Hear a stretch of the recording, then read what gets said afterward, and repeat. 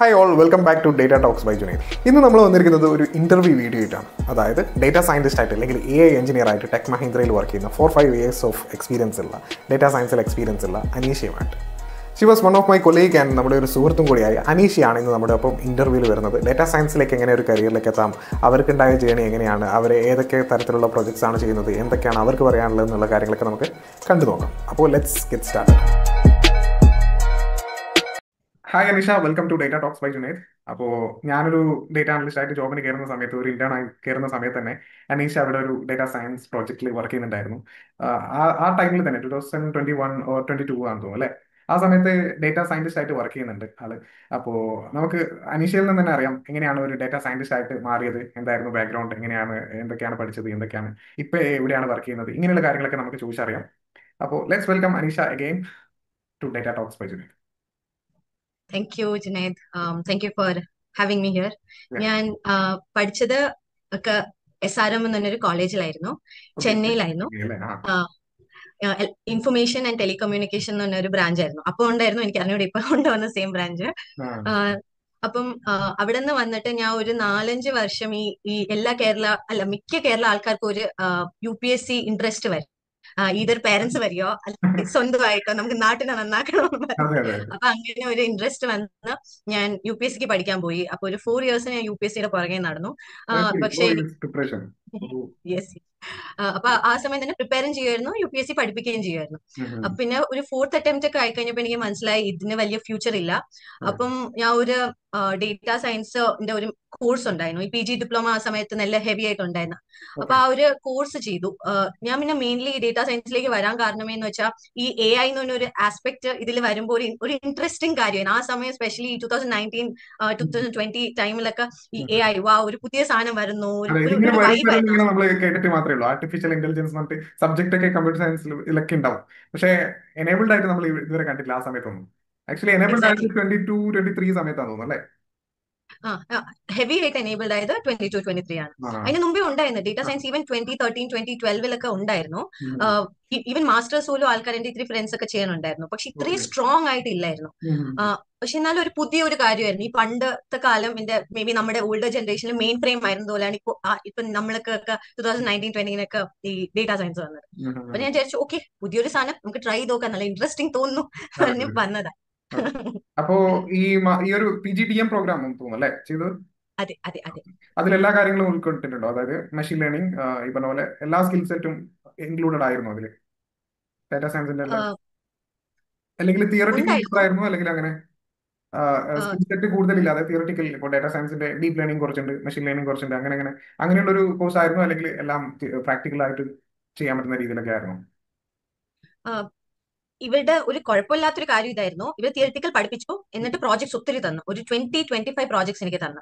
അപ്പൊ ആ പ്രോജക്ട്സ് നല്ല ഹെൽപ്ഫുൾ ആയിരുന്നു. ആ സമയം ഈ ChatGPT ഒന്നും ഇല്ലാത്തതുകൊണ്ട് യൂട്യൂബ് ആയിരുന്നു ഒരു മെയിൻ പ്ലേസ്. അല്ലെങ്കിൽ എക്സാക്ട്ലി, അതുകൊണ്ട് ആ സമയം ഇച്ചിരി മെനക്കെട്ട്, പക്ഷെ എന്നാലും ആ 20 പ്രോജക്ട്സ് നല്ല ഹെൽപ്ഫുൾ ആയിരുന്നു. ഇപ്പോഴും അതാണ്, പ്രോജക്ട്സ് അല്ലേ ആൾക്കാർ നോക്കണത്. എത്ര പ്രോജക്ട്സോ അത്രയും നിങ്ങൾക്കൊരു ഇമ്പോർട്ടൻസ് ആണ്. അപ്പം അവിടെ ഒരു 3 months ഒരു തിയറി ചെയ്യിപ്പിച്ചു, ബാക്കി മൊത്തം ഇവര് പ്രോജക്ട്സ് ചെയ്യിപ്പിച്ചു. അതിനുശേഷം സ്റ്റാർട്ടിംഗ് കമ്പനി നമ്മുടെ കമ്പനി ആയിരുന്നു? അല്ല, വേറൊരു കമ്പനി, ഫ്ലിപ്രോബോ എന്ന് പറഞ്ഞ ഒരു ഇന്ദ്രാനഗറിൽ ഒരു കമ്പനി അവിടെ സ്റ്റാർട്ടപ്പ്. അതെ അതെ. അപ്പോ അവിടെ ഏതായിരുന്നു റോള്? ഇന്റേൺ, അവിടെ ഒരു ഇന്റേൺ ആയിട്ട് കയറി. പിന്നെ അത്ര വലിയ കമ്പനി അല്ലാത്തതുകൊണ്ട് ഞാൻ പിന്നെ അടുത്ത നമ്മുടെ കമ്പനിയിലേക്ക് വന്നു. അവിടുത്തെ പ്രോജക്ട് എന്തായിരുന്നു? അവര് സോൾവ് ചെയ്യുന്ന പ്രോബ്ലം എന്തായിരുന്നു? ഇപ്പൊ അത്ര ഓർമ്മയില്ല, പക്ഷെ മോസ്റ്റ്ലി മെഷീൻ ലേണിംഗ് പ്രോബ്ലംസ് ആയിരുന്നു. അവര് തന്നെ ഇച്ചിരി സീനിയർ എഞ്ചിനീയേഴ്സ് ഉണ്ടായിരുന്നു. അവരുടെ ഇച്ചിരി പ്രോജക്ട്സ് നമുക്ക് താഴോട്ട് ബേസിക്സ് പഠിക്കാനായിട്ടൊക്കെ പറഞ്ഞ് തന്നു.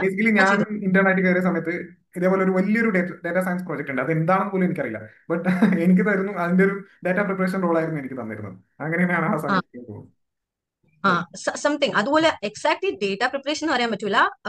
മോഡൽ എടുത്തിട്ട് വേരിയസ് പാരാമീറ്റേഴ്സ് ട്രെയിൻ ചെയ്ത് ട്രൈ ചെയ്യാം അല്ലേ? പിന്നെയാണ് നമ്മുടെ കമ്പനിയിലേക്ക് ജോയിൻ ചെയ്തത് അല്ലേ? ഓക്കെ. അവിടെ എത്ര വർഷം ഉണ്ടായി? 2 വർഷം, 2-3 വർഷം? 2 വർഷം. ശരി. അപ്പൊ അവിടുത്തെ പ്രോജക്ട്സ് എങ്ങനെയായിരുന്നു ഡാറ്റാ സയൻസിൽ? ആ കമ്പനിയിലെ ഏറ്റവും നല്ല കാര്യം എന്ന് വെച്ചാൽ എനിക്ക് NLP തന്നെ പ്രോജക്ട്സ് കിട്ടി. തുടക്കത്തിൽ വന്നപ്പോഴേ NLP ആയിരുന്നു. ഓക്കെ അപ്പൊ എല്ലാ പ്രോജക്ട്സും ഫസ്റ്റ് ഓഫ് ഓൾ സ്റ്റാർട്ടിങ്ങിന് സെമാന്റിക് സെർച്ച് വെച്ച് തന്നെ NLP സെമാന്റിക് സെർച്ച് വെച്ച് തന്നെ സ്റ്റാർട്ട് ചെയ്തു. Okay okay. അപ്പൊ കരിയറുടെ building block semantic search NLP ആയതുകൊണ്ട് ഫുൾ 2 ഇയേഴ്സ് NLP പ്രോജക്ട്സ് തന്നെയായിരുന്നു ഓക്കെ, ചെയ്തത്. ഏതായിരുന്നു ക്ലൈന്റ്, ഏതായിരുന്നു അത്? ഒരു ലോ കമ്പനി ആയിരുന്നു. അപ്പൊ അവരുടെ ഡോക്യുമെന്റ്സിന്റെ വെച്ച് ആ, ഒത്തിരി പ്രോജക്ട്. ഓ, I C I C. Okay, അതിനുശേഷമാണ് ഇപ്പോൾ ടെക് മഹീന്ദ്രയിലാണ് ഇപ്പോൾ വർക്ക് ചെയ്യുന്നത് അല്ലേ? ടെക് മഹീന്ദ്രയിൽ AI എഞ്ചിനീയർ ആയിട്ട്. ഓക്കെ, അപ്പോൾ ആ ഒരു ജേണി എങ്ങനെയായിരുന്നു അതിലേക്ക് മാറുന്നതും? ഇവിടെയും NLP തന്നെയായിരുന്നു കൂടുതലായിട്ട് ചെയ്യുന്നത്? അതെ, ഞാൻ ഇപ്പൊ ഫുള്ളി NLP ആണ് സ്പെഷ്യലൈസ് ചെയ്യുന്നത്. ഓക്കെ റാഗ് ആണ് മെയിൻലി. ഓക്കെ, അതാണ് പക്ഷെ ഈ ഇപ്പം AI എഞ്ചിനീയർ എന്നുള്ള റോളിൽ കൂടുതലായിട്ട് പുഷ് ചെയ്യുന്ന ഒരു കാര്യം അല്ലേ? ഈ പറഞ്ഞ പോലെ NLP ഒരു മേജർ ബിൽഡിംഗ് ബ്ലോക്സ് ആയിട്ട് ഉണ്ടാകും തോന്നുന്നു അല്ലേ? ഈ ഒരു NLP റാഗ് ഇങ്ങനെയുള്ള കാര്യങ്ങളൊക്കെ ഈ ജനറേറ്റ് ചെയ്യുന്നത്. AI എന്ന് വെച്ചാൽ അത് മാത്രമല്ല, ഈവൻ കമ്പ്യൂട്ടർ വിഷൻ ഉണ്ട്. സോറി, ആഹാ, കട്ടായി പോയി. കമ്പ്യൂട്ടർ വിഷൻ ഇമേജ് ഉണ്ട്, ഇമേജ് റെക്കഗ്നീഷൻ NLP ഉണ്ട്. അങ്ങനെയുള്ള ഇപ്പൊ കാര്യങ്ങളൊക്കെ ഉണ്ട്. കമ്പ്യൂട്ടർ വിഷനും എക്സാക്ട്ലി ഉം, ഉം. അതും നല്ല ഹെവി ആയിട്ടുണ്ട്. ഇപ്പൊ ഒത്തിരി കമ്പനീസ് കമ്പ്യൂട്ടർ വിഷൻ ഉള്ള സ്കിൽ സെറ്റിലുള്ള ആൾക്കാരെ എടുക്കാൻ നോക്കുന്നുണ്ട്. ഓക്കെ, NLP ഓഫ് കോഴ്സ് പൈത്തന്റെ ബിക്കോസ് ഓപ്പൺ സി വി ഒക്കെ വെച്ചിട്ടുള്ള പ്രൊജക്ട്സ് വരുന്നത് അല്ലേ? എക്സാക്ട്ലി ഉം, ഓപ്പൺ സിവി മാത്രമല്ല, ഇപ്പൊ ഹയർ ഹയർ മോഡൽസ് ഉണ്ട്. ഉം, അപ്പം അത് വെച്ചൊക്കെ ഉള്ള ഓരോ പാക്കേജസും മോഡൽസും വെച്ച് ഉം. ഇവർ നോക്കുന്നുണ്ട് കമ്പ്യൂട്ടർ വിഷൻ. പക്ഷെ അത് ഈ NLP അത്രയും ഉണ്ടോ എന്ന് വെച്ചാൽ എനിക്ക് അറിഞ്ഞൂടാ. ബിക്കോസ് ഈ ChatGPT കാരണം കൊണ്ട് ഇത്രയും ഇമ്പാക്ട് കമ്പ്യൂട്ടർ വിഷന് കിട്ടിയിട്ടില്ല. ബിക്കോസ് ആ. അത്രയും ഉള്ള ഒരു ബ്രേക്ക് ത്രൂ ഇതുവരെ വന്നിട്ടില്ല. മേ ബി വരും ഇൻ ആ. The near future. ഇപ്പോൾ ഉള്ള ടെക് മഹീന്ദ്രയുടെ ഇന്റേണൽ പ്രോജക്റ്റ് ആണോ, അല്ലെങ്കിൽ എന്തെങ്കിലും ഇതുപോലെ കൺസൾട്ടിങ് പോലെ മറ്റുള്ള ഏതെങ്കിലും ക്ലയന്റിന് വേണ്ടിയിട്ടാണോ ചെയ്യുന്നത്?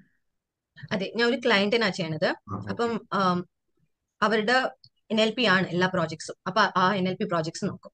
അത് ശരി, ഓക്കെ ഓക്കെ. ഇതിന്റെ ഒരു റേഞ്ച് എങ്ങനെയാണ്? അതായത് ഒരു വീക്ക്ലി പ്രോസസ് ആയിട്ടാണ്, അല്ലെങ്കിൽ സെർട്ടൈൻ ടാസ്കുകൾ ഓൾറെഡി ഡേ ബൈ ഡേ ഉണ്ടാവുമോ? എങ്ങനെയാണ് ഇത് ചെയ്യുന്നത്?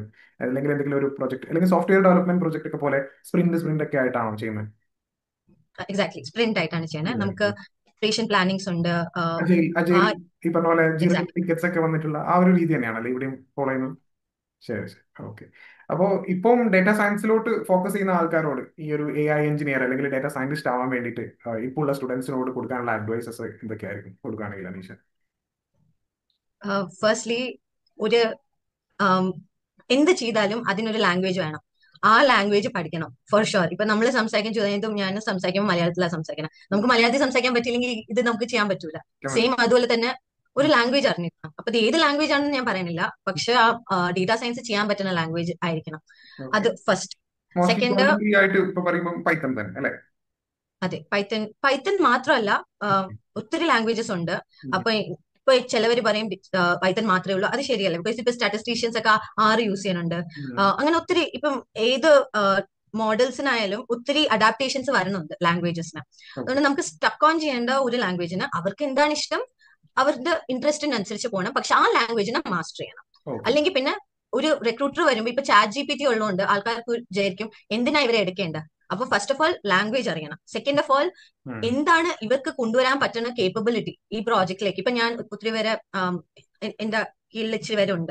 ആ. അപ്പൊ അവരെ ഞാൻ എടുത്ത് നോക്കിയതെന്ന് വെച്ചാൽ അവർ എത്ര പ്രോജക്ട്സാ ചെയ്തിട്ടുള്ള, അവർക്ക് ചെയ്യാൻ പറ്റുന്ന നമ്പർ ഓഫ് പ്രോജക്ട്സ്, ഉം. Quality of projects. ഞാൻ ആ പ്രോജക്ട്സിൽ ക്വസ്റ്റ്യൻ ചോദിച്ചപ്പം അവർക്ക് എന്തൊക്കെ ആൻസർ ചെയ്യാൻ പറ്റുന്നത്, ഓക്കെ. അവർക്ക് ഇൻട്രസ്റ്റ് എന്താണ്. ബിക്കോസ് ഇപ്പം എനിക്കോ ആർക്കോ ഒരാളെ പുഷ് ചെയ്ത് എന്തെങ്കിലും ചെയ്യിപ്പിക്കാം, പക്ഷെ അവരുടെ ഇൻട്രസ്റ്റോടെ ചെയ്യുന്നത് ഡിഫറെന്റ്. അത് ആ, നമുക്ക് അതെ കാണാം ഒരു അതെ. Interview process. ഉം. അപ്പോ ഒരു ഫ്രഷറിന് ഇപ്പോൾ നിലവിൽ ഡേറ്റ സയന്റിസ്റ്റ് എന്ന് പറഞ്ഞ റോൾ കിട്ടാറുണ്ടോ? അല്ലെങ്കിൽ ML ഇന്റേൺ എന്ന് പറഞ്ഞാൽ, അല്ലെങ്കിൽ AI ML ഇന്റേൺ ഇങ്ങനെയുള്ള പൊസിഷനിലേക്കൊക്കെ ഇവിടെ ടെക് മഹീന്ദ്രയിലോ അങ്ങനെയൊക്കെ ആയിട്ട് ഇന്റേൺസ് വരാറുണ്ടോ? നിങ്ങളുടെ ഓർഗനൈസേഷനിലൊക്കെ ഇന്റേൺസ് വരാറുണ്ടോ? നമ്മുടെ നമ്മുടെ കമ്പനി എല്ലാ 3 മാസമോ 4 മാസത്തിലും ഉം, ഉം. ഫ്രഷേഴ്സിനെ എടുക്കും. പക്ഷെ ഓക്കെ. അവർക്ക് 2 ഇയർ ബോണ്ട് കൊടുക്കും. ആ, അവർ ഇതെടുക്കും, അവർ പ്രോജക്റ്റിൽ ആക്കുകയും ചെയ്യും. പക്ഷെ 2 ഇയർ ബോണ്ട് ആണ്.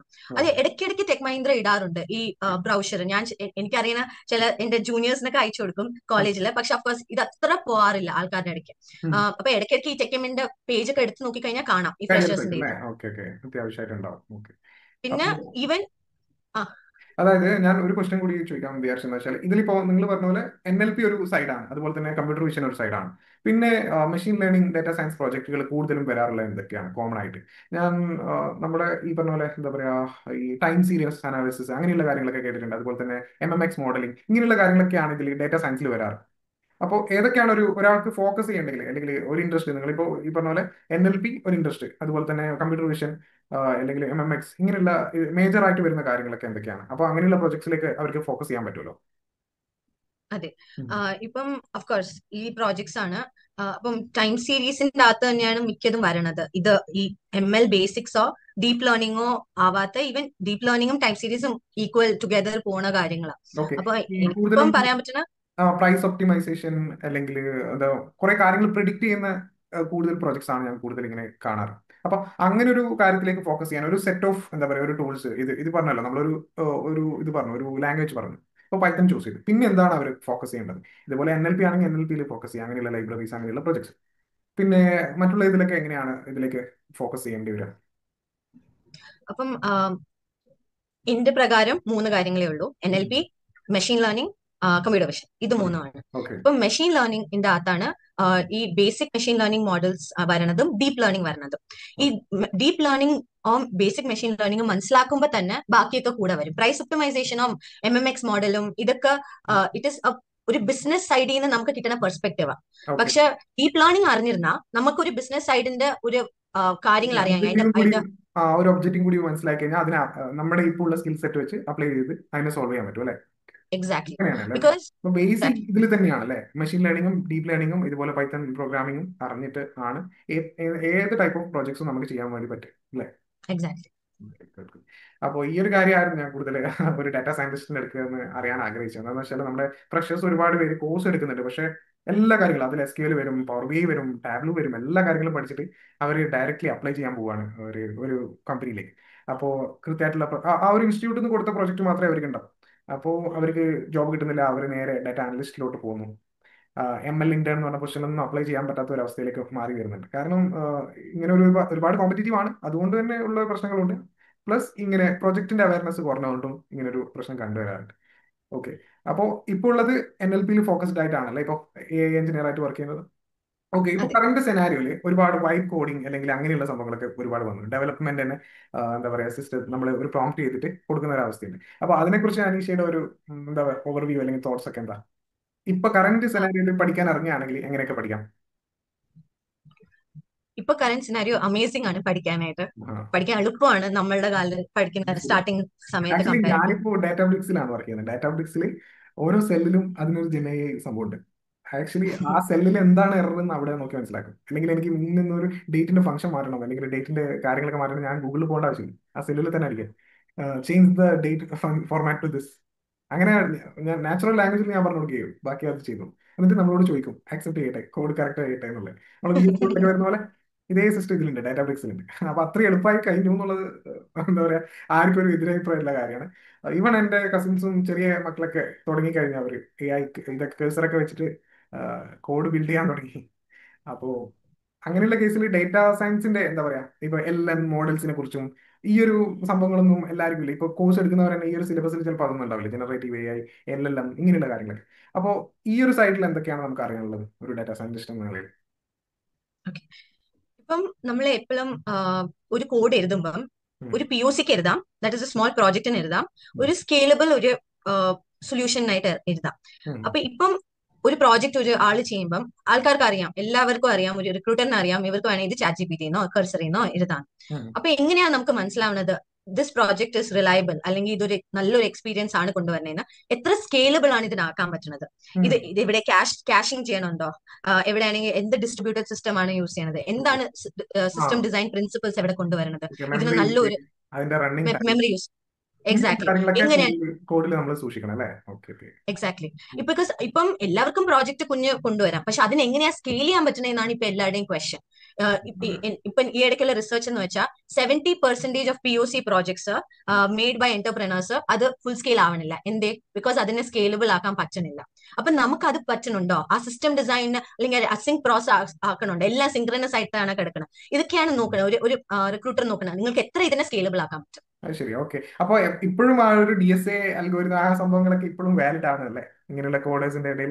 Of course. Okay. DSA valid ആവണമെന്ന് പറയാൻ പറ്റൂല. DSA നമുക്ക് കോഡായിട്ട് തന്നെ നമുക്ക് എടുക്കാം. അത് from cursor. System design principle, system design ഓരോ മെത്തഡോളജീസ് ഓഫ് കോഴ്സ് ആപ്ലിക്കബിൾ ആണ്. എത്ര അപ്ലൈ ചെയ്യോ നമുക്കൊരു ലാർജ് സ്കെയിൽ പ്രോജക്റ്റിൽ അത്രയും നമ്മുടെ പ്രോജക്റ്റ് ഫുൾ പ്രൂഫ് സൗണ്ട് ആയിരിക്കും from any kind of failure.